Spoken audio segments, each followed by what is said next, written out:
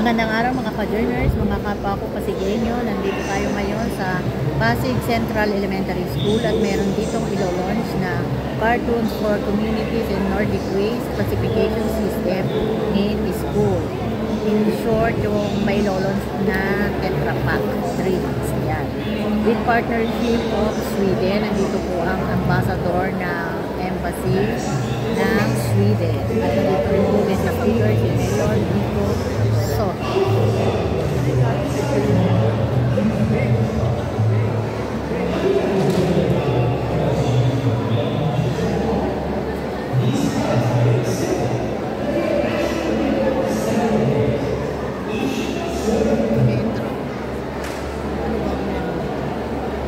Magandang umaga mga ka-journers. Nandito tayo ngayon sa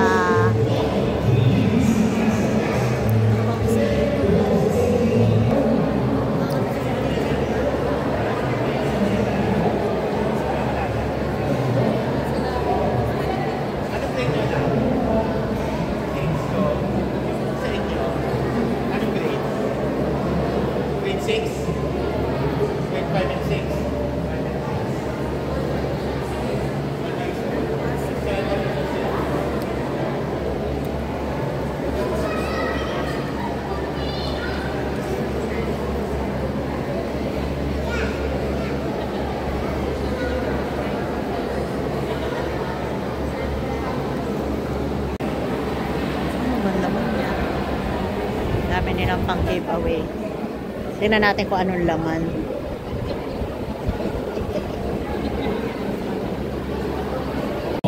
Packaging materials. But again, moving forward, I think it's even more important to talk about renewability as well. Materials that comes from renewable sources. I think that's particularly very important.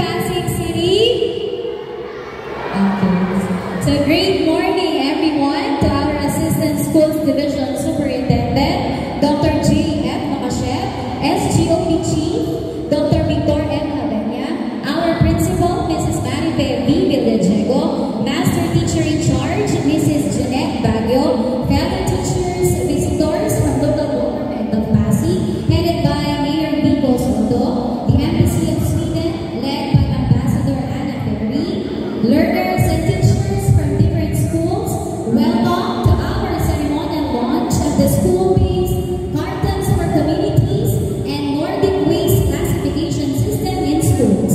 Project with Embassy of Denmark, Embassy of Finland, Norwegian Embassy, Embassy of Sweden, Nordic Council of Copenhagen. So we are delighted to welcome everyone to our humble school, Pasig Elementary School. At this juncture, let us take pride in the Filipino patriotism by singing national anthem to be followed by a prayer by grade 5 SSCS people, Alvin P. Calibo. Let us all rise. You will now be seated. So at this time, we will hear a welcoming remarks from Division Office, Assistant Schools Division Superintendent, Dr. J.F. Machet, Associate. A round of applause. A pleasant morning to everyone.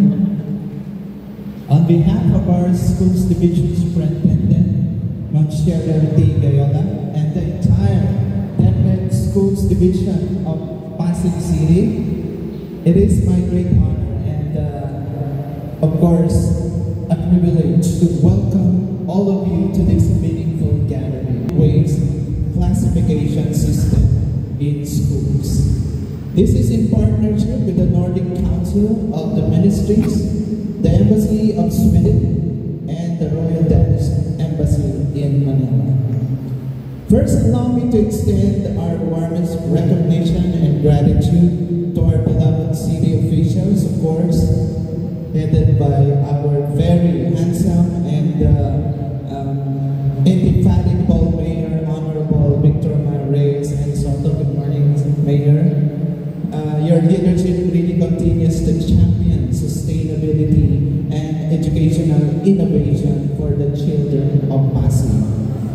We also acknowledge the invaluable presence of our partners, of course, from the Solid Waste Management Office, and our distinguished representatives from the Nordic Embassies, Her Excellency Anna Ferry, the Ambassador of the Kingdom of Sweden to the Philippines, and of course, the Tetra Pak Philippines, represented by Mr. Albert Delfonso, the Tetra Pak Philippines Site Manager, and all the rest who are present here today, most especially our learners. Palakpakan po natin ang ating sarili for being here today. You know that this activity is held in one of our very own schools is truly significant. It symbolizes how the heart of every global and local partnership begins in the classroom with our learners, our teachers, and our schools as living laboratories of change. In this shared journey towards a cleaner and brighter future. Mabuhay po tayong lahat at magandang umaga po. Thank you so much, Mr. Machet. So now let's listen to the message from City Mayor of Pasig, Honorable Victor Ma Reyes and Soto. A big hand of applause. Maraming salamat. Good morning everyone. Magandang umaga po. Laksan mo naman ng konti. Magandang umaga. To Her Excellency Ambassador Anna Ferry, good morning ma'am. It's very nice to see you again and thank you for gracing us with your presence. To our friend Mr. Peter Dahlberg, and I hope that you can also extend our sincerest gratitude to the rest of our friends from the Nordic Council of Ministries, to the Embassy of Sweden, especially and to the Royal Danish Embassy here in Manila. Maraming salamat po. Thank you for doing this with us. This is really a milestone for the city of Pasig. But I will also ask for your quick permission to speak in Tagalog for a few minutes and can address our, especially our students. Thank you for your indulgence. Maraming salamat din po, syempre sa mga partners natin mula sa Tetra Pak. Sir, maraming salamat po. Sir Albert, maraming salamat po sa inyo. Alam niyo, pag naisip kasi natin yung Tetra Pak, Iba tayo ng bata tayo, pag-iinom tayo ng mga inumin. Pagka merong inumin, tapos sinaksakan natin ng straw, ng mga naisip natin, Tetra Pak yung tawag doon. Pero ang totoo pala, Tetra Pak ay sila yung unang gumawa ng ganung klaseng karton na Tetra Pak. Para pala yung Colgate o Kleenex brand pala yung Tetra Pak at nanggaling sa kanila yun. Kaya maswerte po tayo, nandito sila ngayon na tumutulong sa atin dito sa lungsod ng Pasig. Nasaan po ang mga kasama natin mula sa Pasig Elementary School? Salamat kung magtanggap sa akin. Thank you for welcoming us here this morning. Pero hindi lang po taga-Pasig LM ang kasama natin ngayong umaga. Kasama rin natin ang mga taga-Pinagbuhatan Elementary. Salamat din sa inyo at nakarating po kayo dito. Salamat sa principal, sa mga teachers po natin. Meron pa po tayo mga kasama mula sa Eusebio High School. Nandun po sila sa dulo. Nasa mga kasama natin mula sa Pasig City Science High School. And last but not the least, ito daw yung mga pinakamainit, pinakamalakas daw sumigaw, ang mga taga-Rizal High School. Hindi na ako nagkamali, Sir Jay. Siyempre, papasalamat din tayo sa mga kasama natin mula sa Department of Education, School Division Office of Pasig City. Narinig naman po natin ang mensahe kanina ni Sir Jay. Kasama rin natin si Sir VJ, si Principal natin, kayo pa rin po ba dito? Nag-reshuffle kasi ng principal. Litong-lito na ako kung nasan yung mga principal natin. Pagka-memorize ko na po kasi kung nasan yung principal natin, nag-reshuffle na po kayo.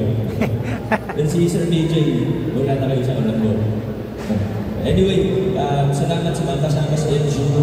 I won't mention everyone, hindi ko na babanggitin ang lahat-lahat ng isa-isa. Pero sana nakikita natin, mga mag-aaral, kayo muna kakausapin ko. Sana nakikita natin kung gaano ka-importante ng ginagawa natin ngayon, yung inilulunsad po nating programa kasama mga Nordic embassies natin. Alam niyo yung problema natin, maraming problema gaya ng sa basura, pero siguro mas importante yung sa pagbaha. Yung malalaking baha, ibang usapan yan. Yung mga nanggagaling sa mundo dahil sa problema sa ilog o waterways, siguro masasabi natin na dahil yan sa scientific reasons, gaya ng climate change, dahil yan sa corruption, dahil hindi napapagawa ng maayos yung malalaking programa, nakita niyo naman sa balita kung ano nangyayari. Pangatlo, dahil sa pollution, yung mga discharge mula sa industrial areas na dinidiretso sa ilog at ibang waterways, yan talaga yan.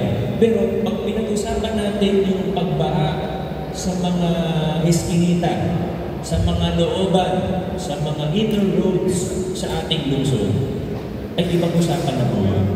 90% dahil po sa pagtapon ng basura sa mga kanal po natin. Di ba yung mga drainage natin, mayroong mga takip, yung mga manhole covers po natin. Pag tuwing binubuksan araw-araw, umaga, binubuksan po namin yun, tinitignan po natin. Tuwing sumisilip po ako sa drainage maintenance team, 4 yung drainage maintenance team ng city na nag-iikot sa buong lungsod. Bawat barangay, meron din sariling drainage decluttering projects. Ibig sabihin, sa isang araw, maaaring 30 plus na umiikot sa buong lungsod para nang mag-decline. Tuwing bubuksan ang takip ng kanal, basura ang nasa loob. Hindi lang Tetra Pak, kundi plastic bottles, rubber ng candy, yan nakikita natin. Ang tanong, saan ba nanggagaling yun? Hindi naman nanggaling sa nawasa yun. Tayo mismo ang nagtatago. Akala siguro ng iba, yung mga butas ng manual cover natin, ay doon yung isushoot kasi sakto minsan yung bote. Doon sinushoot yung mga bote ng tubig, ng juice, at iba pa, soft drinks. Kaya sa totoo, opo, malaki ang papel ng gobyerno, kailangan gawin namin ang trabaho natin. Pero ang totoo, kahit anong gawin ng gobyerno, kung hindi makikiisa ang bawat mamamayan, kung hindi tutulong ang bawat isang mamamayan, paulit-ulit lang ang problema natin. Kaya bawat isang mamamayan, mayroong responsibilidad. Bawat isang mamamayan, meron tayong bahagi para sa pagpapaganda ng ating lungsod. At kung gusto po natin na makita ang isang mas malinis, mas maayos na lungsod Pasig, simulan natin siguro sa ating mga kabataan, sa ating mga paaralan. Matuto tayo kung paano mag-segregate, kung paano mag-recycle, at sigurado pag malaki na kayo, meron na rin kayong sariling mga anak, sigurado po na mas maayos, mas malinis na ang ating lungsod. At yung mga problema natin ngayon, na may basura sa kanal, sa drainage, pagka panahon nyo na, kayo na yung mga leader, may mga sariling anak na kayo, hindi na ganun ang problema, hindi na siya nagiging problema. Mas maayos na po tayo. Kaya minabuti po natin, sama ng mga lahat ng LGU, ng DepEd, ng mga partners natin, na simulan po ito sa ating paaralan, simulan natin sa 5 paaralan ninyo, at kung ipapakita nyo sa amin na successful ang proyekto, gagawin natin sa iba pang paaralan ito, kahit sa private schools, pwede natin ipakilala ito, hanggang sa normal na ito. Behavioral change din po pinag-uusapan natin dito. Diba? Kailangan matutunan natin ang mga bagay na ito. So, muli po sa inyong lahat, maraming salamat. Magtulungan tayo, magkaisa tayo. Ito po ay hindi simpleng proyekto lang. Kundi ang pinag-uusapan natin dito ay ang kinabukasan ng ating lungsod. Again, to our partners, thank you very much. Mabuhay po kayo, mabuhay ang lungsod ng Pasig.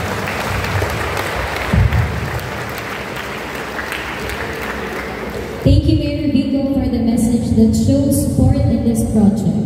May I call in Ms. Giselle Yap, Senior Trade Promotion Officer from the Embassy of Sweden.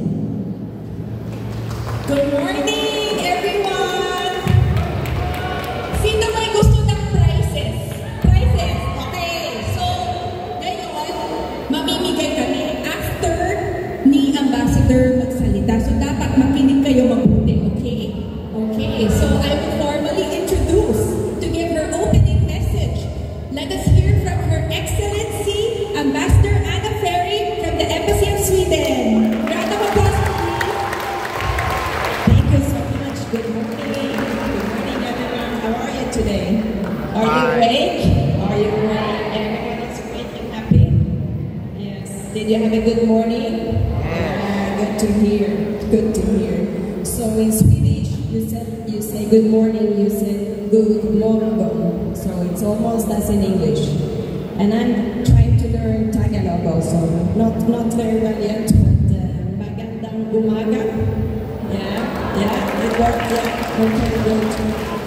So as we've heard, this is an event that is co-hosted by the Nordic countries in Europe. So be attentive. Here's the first question.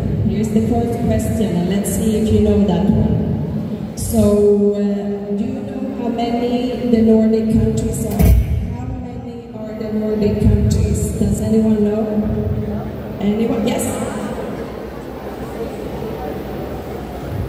3? No. Another one? Any other? What's the question? Any other question? How many are there? Over there? How many are the Nordic questions? Now, here. Yes, 5 countries. 5 countries. We are 5 countries.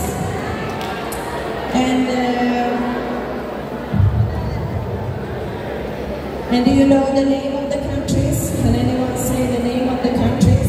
There are 5. Yeah, go ahead. Here we have a. Come forward. What are the 5 countries? First of all, we have Iceland, which is like a very far island or region. Next is Norway, Finland, Sweden, and finally Denmark. So all of those are 5 countries.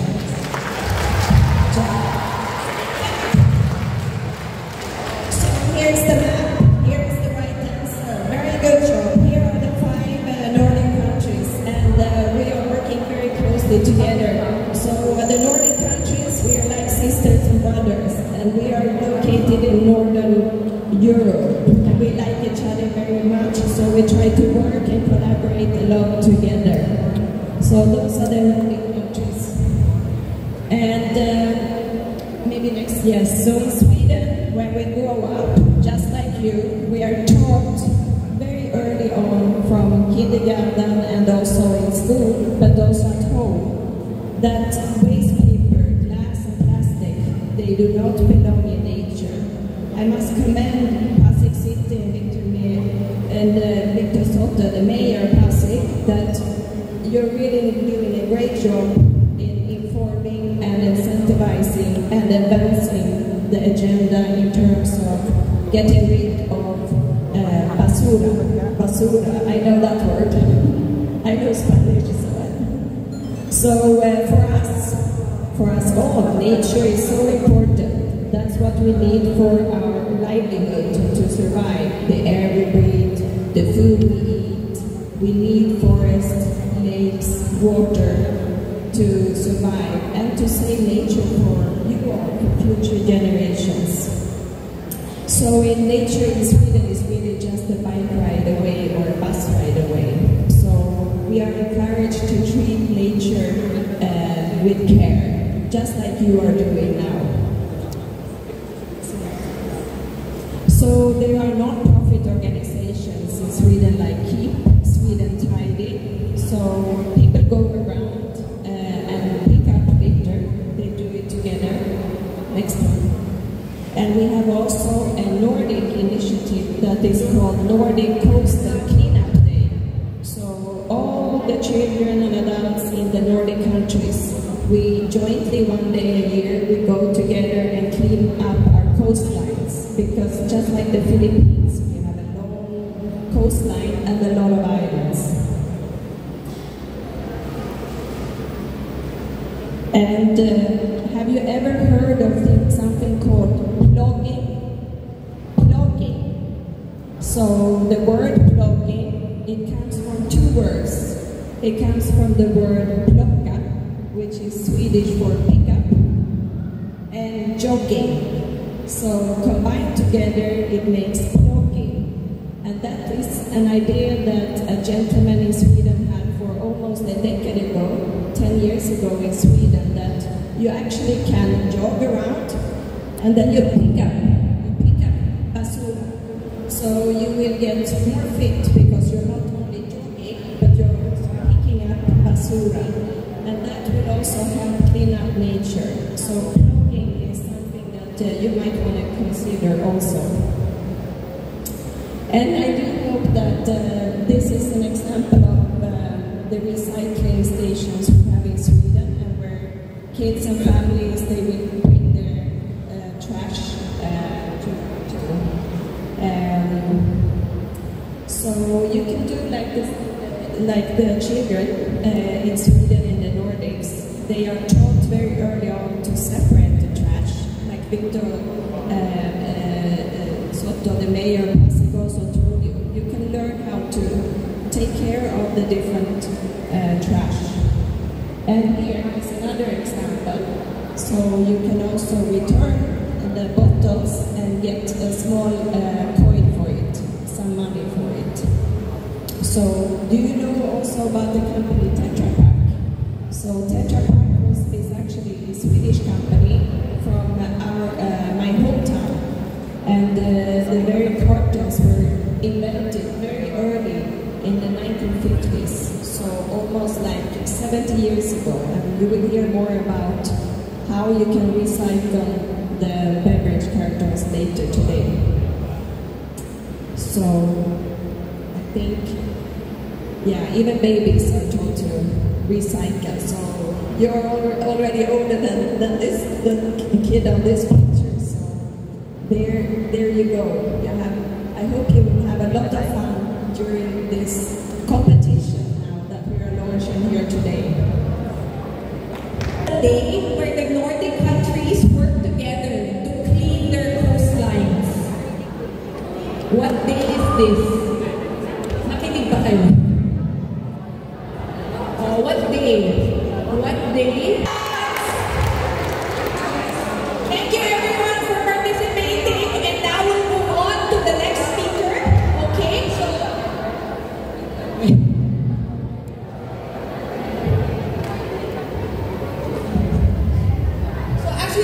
our Swedish ambassador, Anna Ferry, Tetra Pak is a world-leading food processing and packaging solutions company. So, working closely with their customers and suppliers, they provide safe, innovative, and environmentally sound products that each day meets the needs of hundreds of millions of countries around the world, including the Philippines. So, to tell us more about this is Mr. Albert Alfonso, Site Manager from Tetra Pak Philippines. A good Pasig morning to everyone. Thank you very much. Our distinguished partners, Mayor Nico Soto from the City of Pasig, Ambassador from the Embassy of Sweden, our friends from the Royal Danish Embassy, and the rest of the Nordic partners in all the school divisions of Pasig and our partners. Thank you very much. I just wanted to mention one key fact for the Philippines. We are actually selling and deploying more than 1 billion packs of beverage, milk, or juice in the Philippines. So that's practically like 10 packs per person in the Philippines. So I think that's one. But I'm not going to ask a quiz later. I just wanted to mention that fact because Philippines is one of the bigger consumer of carton beverages in Asia Pacific. Yeah. Okay. On behalf of Tetra Pak, I'd like to thank our guest again today. The Nordic Project on Circular Economy is a partnership between many stakeholders, as we know. And for us to be part of this meaningful initiative, it's an honor to be here today as well, as a representative of Tetra Pak. In Tetra Pak, sustainability is the heart of everything we do. So it's very important when we were growing up, recycling was fundamental, for example. So I think today it's still a fundamental point when we talk about packaging materials. But again, moving forward, I think it's even more important to talk about renewability as well. Materials that comes from renewable sources. So I think it's particularly very important for us. It's about rethinking how we use resources, how we design our products, and how we collaborate, especially through reintroduction of Planet Pals. We will go and have a look at it later with the launch of Planet Pals with the 5 schools as we promised in Pasig. This program is designed to engage young minds, students, teachers, and parents alike in understanding the importance of waste segregation and recycling through fun interactive activities. Dami nilang pang giveaway. Tingnan natin kung anong laman.